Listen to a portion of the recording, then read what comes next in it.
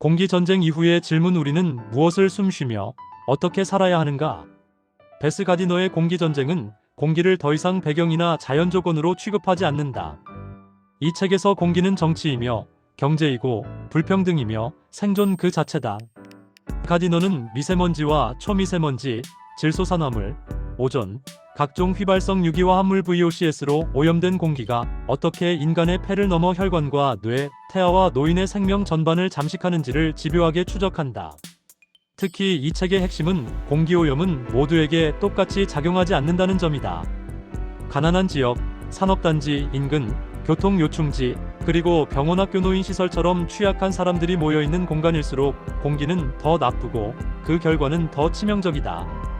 공기전쟁이 던지는 질문은 명확하다. 우리는 왜 이미 위험하다는 사실을 알고 있으면서도 여전히 같은 공기를 마시고 있는가? 이 질문은 국가정책이나 국제협약의 차원에서만 답할 수 없다. 왜냐하면 인간은 하루 2만 번 이상 숨을 쉬며 그 대부분은 실외가 아니라 실내에서 이루어지기 때문이다. 가디너의 분석을 따라가다 보면 자연스럽게 시선은 도시의 공기에서 방 안의 공기로 이동하게 된다. 그리고 바로 그 지점에서 네오아미코 큐레어의 존재 이유가 분명해진다. 공기오염은 폐의 문제가 아니라 전신의 문제다. 공기전쟁의 가장 설득력 있는 부분은 공기오염이 단순히 호흡기 질환에 그치지 않는다는 과학적 증거들이다. 오염된 공기는 폐포를 통과해 혈관 내피세포에 염증을 일으키고 혈관 수축과 혈전 형성을 촉진하며 심근경색과 뇌졸중의 위험을 높인다. 더 나아가 미세입자는 후각신경을 통해 직접 뇌로 이동해 인지기능 저하, 치매, 우울증과도 연관된다. 임산부가 오염된 공기에 노출될 경우 태반을 통해 태아에게 영향을 미쳐 저체중 출생, 조산, 평생의 대사질환 위험 증가로 이어질 수 있다는 점도 이 책은 반복해서 강조한다. 이러한 맥락에서 보면 공기관리란 단순히 쾌적함의 문제가 아니라 예방의학의 문제이며 더 정확히는 생애 전주기 건강관리의 문제다. 병원, 가정, 학교, 요양시설, 그리고 장시간 체류하는 사무공간의 공기는 개인의 선택을 넘어 사회적 책임의 영역으로 들어온다. 네오아미코 큐레어는 바로 이 지점에서 기존 공기청정기와 본질적으로 다른 위치에 서 있다.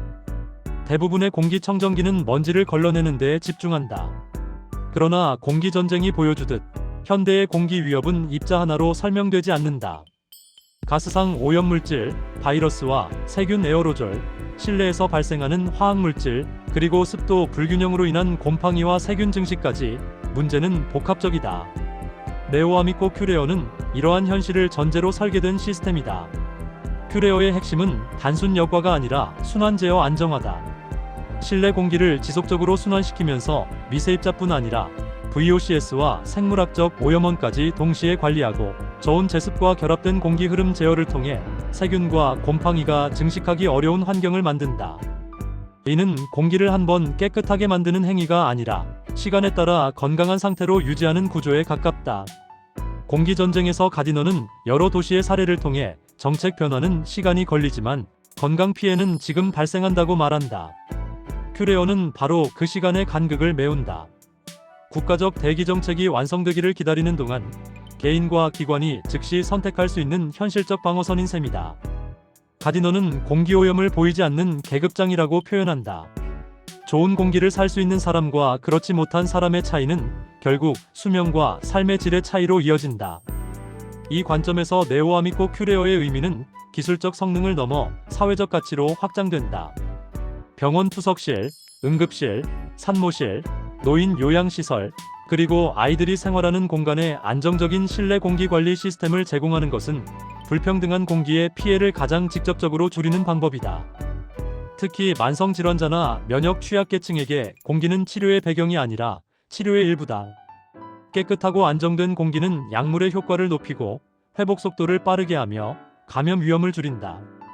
큐레어는 이 점에서 의료 환경과 가장 잘 맞는 공기 솔루션이라 할 수 있다. 공기전쟁은 독자에게 불편한 진실을 남긴다. 우리는 이미 공기가 위험하다는 사실을 알고 있으며 그 결과도 충분히 목격했다.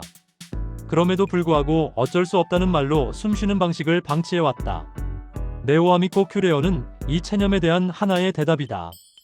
모든 공기오염을 제거할 수는 없지만 우리가 머무는 공간의 공기만큼은 책임질 수 있다는 선언이다. 결국 공기는 선택의 문제가 되었다.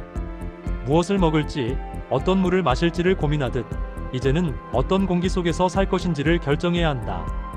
공기 전쟁이 문제를 드러냈다면 네오아미코 큐레어는 그 문제에 대한 실천적 해답이다.